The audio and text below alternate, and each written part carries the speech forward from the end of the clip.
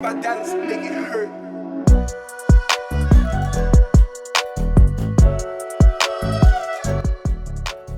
Good evening everyone, long time and today I am here with something new, a one shot video जो अभी तक मैंने कभी नहीं करी थी. तो let's see how it turns out. तो आज की वीडियो के लिए मैंने तो ये प्लान कर रखा है कि जो सीक्वेंस एंड सीरीज हमारा चैप्टर है, which is I guess the 9th chapter of NCERT 11th Standard Mathematics, उसको मैं जो NCERT लेवल का पोर्शन है, जैसे NCERT में काफ़ी सारे टॉपिक्स हैं जो कवर्ड नहीं हैं अगर अपन जेई सिलेबस के रिस्पेक्ट में बात करें तो, बट जो NCERT में कवर्ड पोर्शन है उस पूरी थ्योरी को आज मैं एक साथ आप लोगों तक डिलीवर कर देना चाहती हूँ, so that you don't need to distribute your time depending upon the topic you need. तो आप इसी वीडियो से सारे के सारे टॉपिक्स एक्सेस कर सकते हैं और एक properly dedicated video to the practice will come up next. तो एक प्रैक्टिस वीडियो अगली आ जाएगी और ये एकदम थियोरेटिकल वीडियो है, पूरा सीक्वेंस एंड सीरीज एक साथ. अब सीक्वेंस एंड सीरीज के पहले हमारे दो चैप्टर्स थे, परम्यूटेशन एंड कॉम्बिनेशन और बाइनोमियल थ्योरम. तो ऐसा है ना कि बाइनोमियल थ्योरम अगर आप इन चैप्टर्स के बात करेंगे, PNC is permutation and combination, तो पीएनसी अगर आप इन चैप्टर्स के बात करेंगे तो उसकी बेटर अंडरस्टैंडिंग होगी.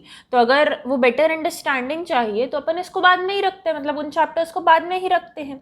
और अगर आप ऐसे देखें कि जेईई के जो कोचिंग्स होती हैं वहाँ पे किस ऑर्डर में कराया जाता है, तो वहाँ पे भी वो चैप्टर्स सीक्वेंस एंड सीरीज के बाद में ही कराए जाते हैं. Sequence and series is one of the chapters जिसे सबसे पहले कराया जाता है क्वाड्रेटिक इक्वेशन के बाद. तो और कॉम्प्लेक्स नंबर तो और बाद में कराया जाता है ताकि उसमें काफ़ी सारी चीज़ें कवर कराई जा सके. तो ठीक है, I am balancing both the sides और अभी मैंने सीक्वेंस एंड सीरीज को पिक करना चूज़ किया है. तो this is chapter number 9th. तो लीनियर इनइक्वालिटीज़ के बाद जो चैप्टर नंबर 6 था, उसके बाद मैं 9th चैप्टर पे आई हूँ और 7th and 8th हम बाद में कवर कर लेंगे. So let's get started without any delay. This is the official handle of पढ़ले, उसे फॉलो कर लीजिएगा, आप ज्वाइन कर लीजिए टेलीग्राम ग्रुप पे, आपके बेनिफिट के लिए है. और जो मटेरियल है या जो टेस्ट सीरीज़ है, जो डीपीपी है, वो सारी की सारी चीज़ें इधर अवेलेबल है, तो इसे भी ज़रूर आप चेकआउट कर लीजिए. And the sequence and series chapter is again I have divided it into 4 basic parts NCERT level पे. तो पहली चीज़ तो सीक्वेंस क्या होती है, तो वो तो हम सभी को पता होगा कि सीक्वेंस क्या होती है, पर क्योंकि हम एक नया चैप्टर पढ़ रहे हैं तो स्टार्ट तो हम इसी से करेंगे कि व्हाट इज सीक्वेंस. तो ठीक है, हम इसे कवर कर लेंगे. एपी अरिथमेटिक प्रोग्रेशंस, ये हम लोग 10th स्टैंडर्ड में काफ़ी अच्छे से पढ़ चुके हैं कि एपी क्या होती है. Still AP is included in this chapter, तो पूरा का पूरा एपी आपका पढ़ा हुआ है, कुछ नया नहीं है. और अरिथमेटिक मीन एक नया टॉपिक है एपी के अंदर जो हमारे लिए हल्का सा न्यू है, बस हल्का सा नया है.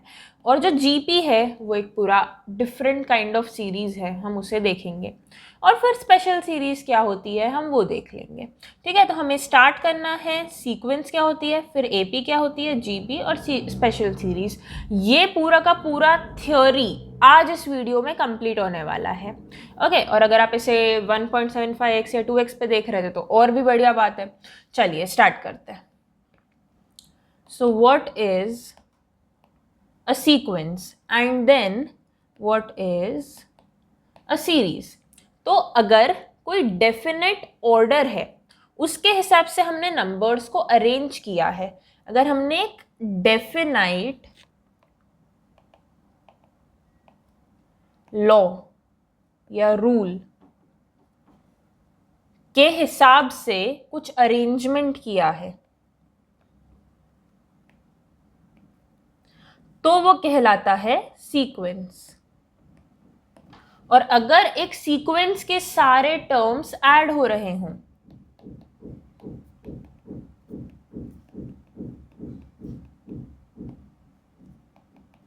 तो ये कहलाता है एक सीरीज. ओके, सो A1 A2 A3 हम ऐसे डिनोट कर सकते हैं, या एक सीक्वेंस के टर्म्स को हम ऐसे डिनोट कर सकते हैं. तो तो ये तो बस एक सीक्वेंस के टर्म्स डिनोट करने का तरीका है. Now moving on to the next part कि प्रोग्रेशन क्या होता है.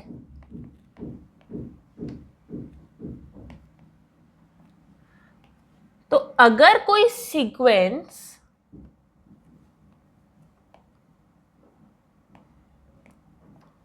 Numerically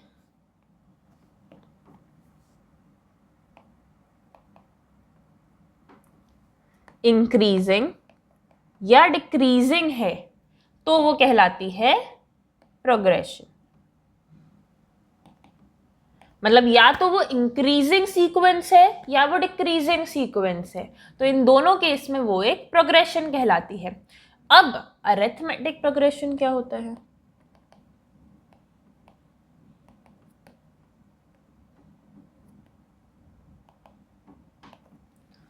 arithmetic progression. तो अरिथमेटिक प्रोग्रेशन का हमारा जो फर्स्ट टर्म है उसे हम ए से डिनोट करते हैं. जो हमारा कॉमन डिफरेंस है उसे हम डी से डिनोट करते हैं. और डी क्या होता है? T2 माइनस T1 या फिर T3 माइनस T2 या फिर Tn+1 माइनस Tn. मतलब दो कॉन्जिक्यूटिव टर्म्स के बीच का डिफरेंस हमारा होता है common difference which is D. तो ऐसे हमारी क्या बन जाती है? AP. अब AP का कोई जनरल टर्म AN बोलो या फिर TN बोलो, वो क्या होता है? A which is the first term plus n-1 into D. और ये कॉमन डिफरेंस है और ये जो n-1 में n है वो यहां से आया है. ओके, तो ये क्या है हमारी? ये है हमारी general term. This is general term. Now what is the sum of an AP? Sum of an AP. तो इसे मैं कैपिटल S फॉर सम और n टर्म्स का सम है इसलिए n ऐसे डिनोट करूंगी. तो ये हो जाता है n/2 into 2a plus n-1 into D. और इसे हम एक दूसरे तरीके से भी लिखते हैं n/2 into a plus l, where L is my last term. तो ये कहलाता है हमारा AP का सम. अब यहां तक और AP की कुछ प्रॉपर्टीज है, जैसे अगर आप एक कांस्टेंट ऐड कर देते हो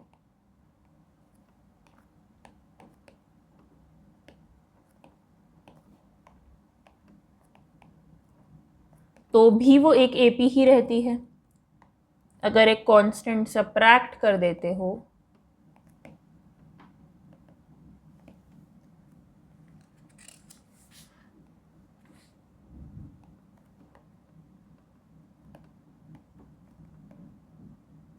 तो भी वो एक AP ही रहती है. अगर हर टर्म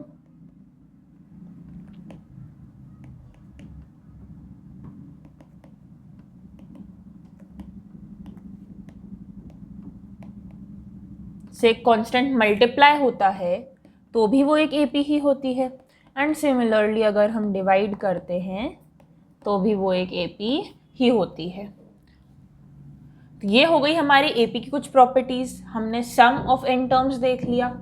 अब यहाँ पर जो पहला नया टॉपिक है हमारे 11th स्टैंडर्ड के लिए वो है अरिथमेटिक मीन. तो अरिथमेटिक मीन क्या होता है? अगर मैं तुम्हें बताऊं कि दो नंबर्स हैं A और B, तो इन दोनों का अरिथमेटिक मीन होता है A प्लस B/2. मतलब इन दोनों के बीच में एक नंबर आएगा A प्लस B/2 जो इनका अरिथमेटिक मीन है। और arithmetic mean is nothing but average. हम दो चीज़ों का एवरेज ऐसे ही तो निकालते थे। तो ये है हमारा अरिथमेटिक मीन। पर ये तो एक ही नंबर डाल पाए हम ए और बी के बीच में। अब आप ये करके देखिए कि अरिथमेटिक मीन ए और बी, ये जो एक सीक्वेंस है, क्या ये अरिथमेटिक प्रोग्रेशन है? ये जो तीन टर्म्स हैं ए प्लस बी बाई 2 और बी, ये तीनों तो एक एपी में लाई कर रहे हैं। मतलब दो नंबर्स के बीच में उनका अरिथमेटिक मीन डाल दिया तो वो एक एपी बन जाती है। अब अरिथमेटिक मीन तो एक ही होता है, पर अगर मैं कुछ ऐसा फॉर्मूला डिराइव करूं जिससे मैं दो नंबर्स के बीच में जितने टर्म्स डालना चाहूं उतने टर्म्स डाल सकती हूं, तो मुझे जितनी लंबी प्रोग्रेशन बनानी होगी मैं उतनी लंबी प्रोग्रेशन बना पाऊंगी, बस फर्स्ट टर्म और लास्ट टर्म पता होने की वजह से। मतलब कितनी बड़ी पावर है ये, फर्स्ट टर्म और लास्ट टर्म पता है तो हम उसके बीच में कुछ भी डाल सकते हैं। हम उसके बीच में कितने भी टर्म्स डाल सकते हैं और उसे एक एपी बना सकते हैं। मतलब अब एपी बनाना हमारे हाथ में है, बस हमें फर्स्ट टर्म और लास्ट टर्म चाहिए होती है। तो ये कैसे होगा?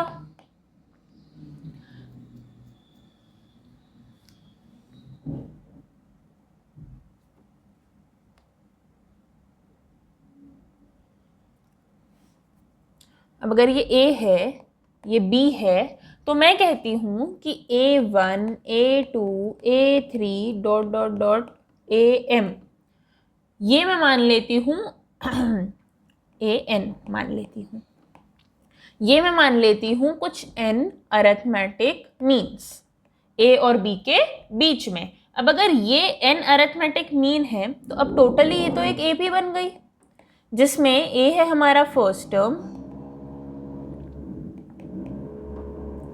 B है हमारा लास्ट टर्म, और ये जो बची हुई चीजें हैं ये हमारे बीच वाले टर्म्स। तो हमारा कॉमन डिफरेंस क्या हो जाता है? B minus A upon n plus 1। अब ये मैंने कैसे किया? क्योंकि B is equal to A plus n plus 2 minus 1 into D.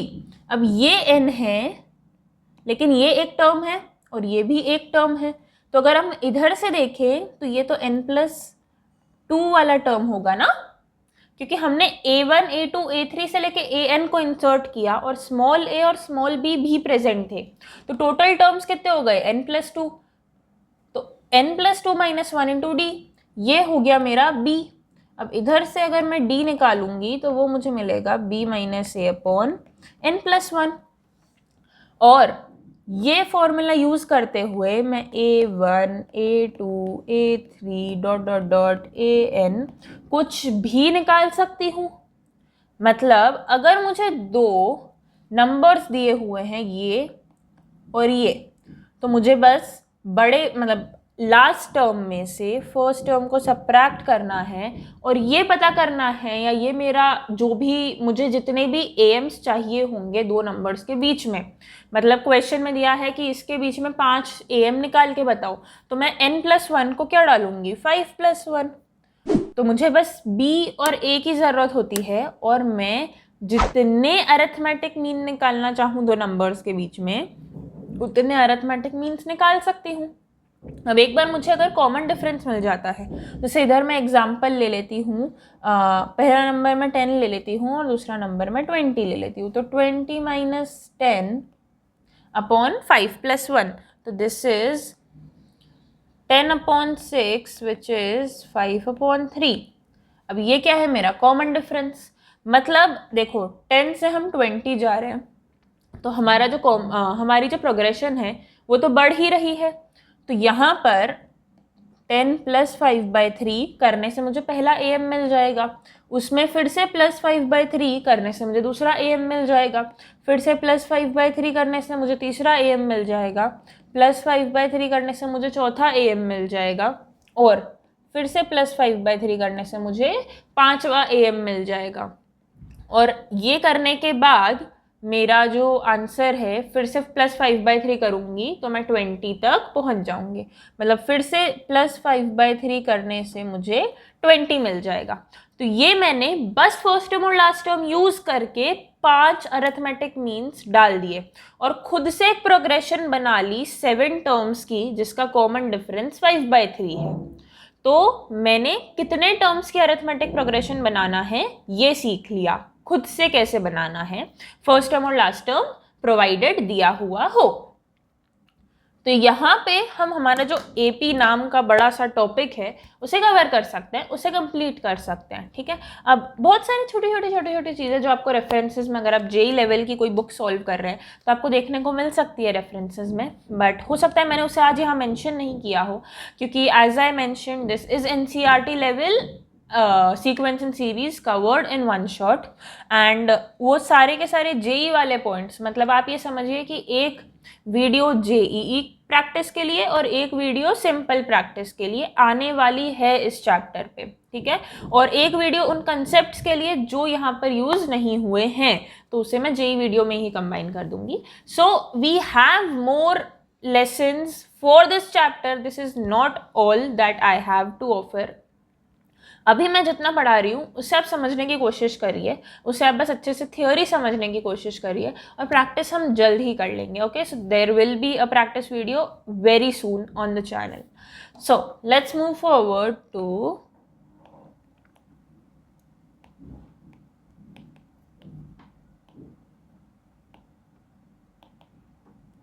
Geometric progressions. तो ये जो ज्योमेट्रिक प्रोग्रेशंस है, ये चीज़ क्या है, इसका ज्योमेट्री से कोई लेना देना नहीं है। अब ज्योमेट्रिक प्रोग्रेशंस क्या होती है ना, जैसे हमारी अरिथमेटिक प्रोग्रेशन होती थी A plus D, A plus 2d dot dot dot, मतलब हर टर्म में एक कॉमन नंबर ऐड होते जा रहा है। वैसे ज्योमेट्रिक प्रोग्रेशन होती है ए आर स्क्वायर, ए R cube dot dot dot, मतलब हर टर्म में एक स्पेसिफिक नंबर मल्टीप्लाई होते जा रहा है। इधर से इधर में मैंने क्या किया, इनटू आर, इधर से इधर में मैंने क्या किया, इनटू आर, इधर से इधर में मैंने क्या किया, इनटू आर। तो जब एक नंबर मल्टीप्लाई होते जाए और जो हमें रिजल्टेंट सीक्वेंस मिले, रिजल्टेंट प्रोग्रेशन मिले, वो होती है हमारी जीपी। ठीक है, सो दिस इज जीपी।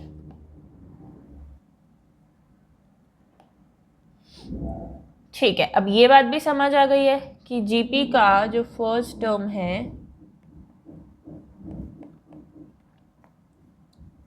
वो है ए, जो कॉमन डिफरेंस है वो है आर। ओके, अब जो जीपी का जनरल टर्म होगा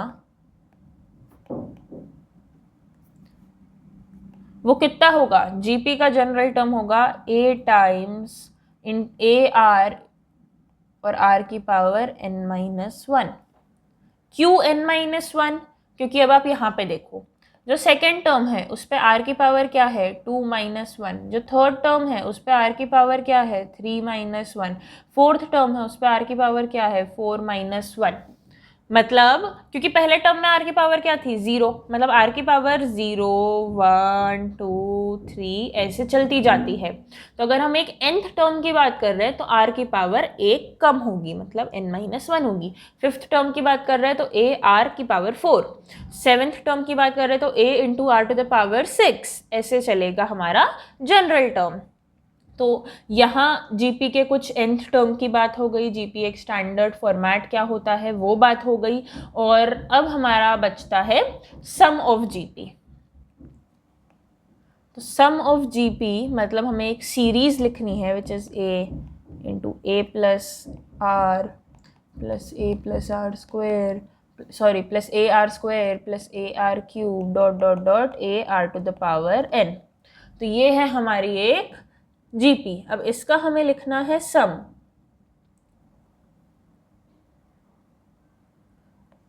तो sum of a GP is a into R to the power n-1 upon 1 minus are.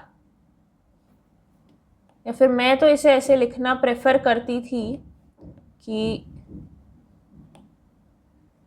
1 minus R to the power n upon 1 minus R. तो a into 1 minus R to the power n upon 1 minus R, ये है मेरा sum of a geometric progression.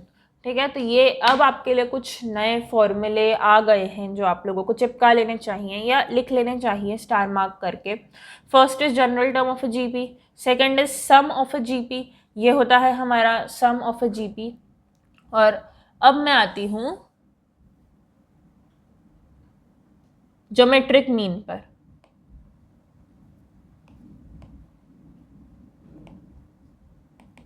So geometric mean is like arithmetic mean. हमने जैसे AP में arithmetic mean पढ़ा था, वैसे ही जीपी में ज्योमेट्रिक मीन हो जाएगा।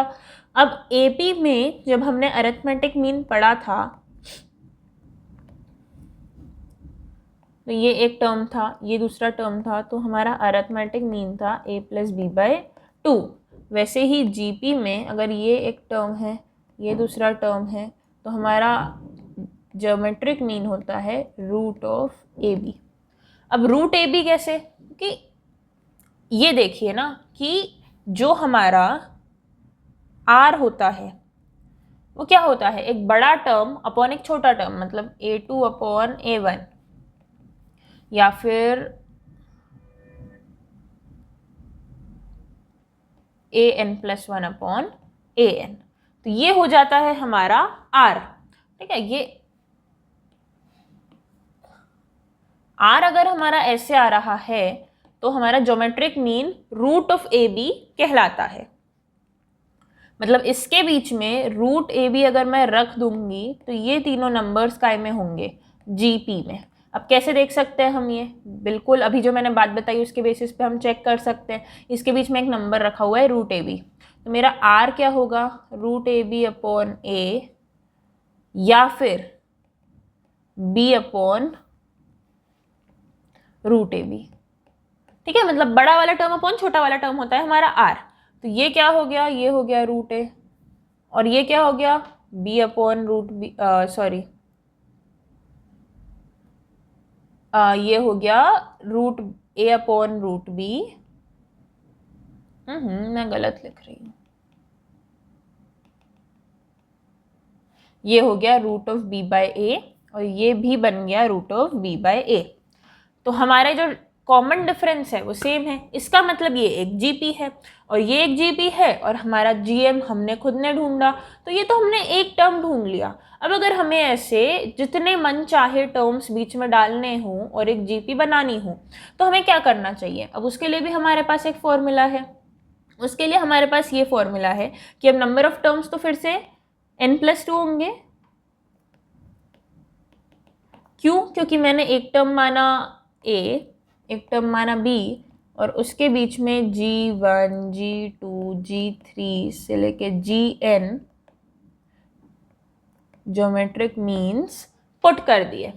तो अगर मैं ये कर रही हूँ तो मेरा total number of terms n+2 होंगे। अब total number of terms n+2 है, इसका मतलब b is equal to AR n+2 -1, मतलब b is equal to AR की पावर n+1, मतलब r की power n+1 is equal to b upon a। तो r is equal to b upon a to the power 1 upon n+1। बस ये formula use करके मुझे क्या मिल जाएगा, कॉमन डिफरेंस। जब कॉमन डिफरेंस मिल गया तो मुझे n क्या डालना है, जितने जीएम मुझे बीच में चाहिए हूँ वो मेरा डल जाएगा n। और जब एक बार मुझे कॉमन डिफरेंस मिल गया तो मुझे a way common difference multiply करना है, तो मुझे पहला जीएम मिल गया, फिर उसमें फिर से कॉमन डिफरेंस मल्टीप्लाई करना है, मुझे दूसरा जीएम मिल गया, फिर उसमें फिर से कॉमन डिफरेंस मल्टीप्लाई करना है, मुझे तीसरा जीएम मिल गया, एंड सो ऑन। या फिर आप जनरल टर्म की आइडेंटिटी लगा दो अगर आपको कोई बीच का एक जीएम अगर वो क्वेश्चन में पूछ रहे हैं। So this is how we have completed our geometric mean. ठीक है, अब हमारा ज्योमेट्रिक मीन भी कंप्लीट हो गया है।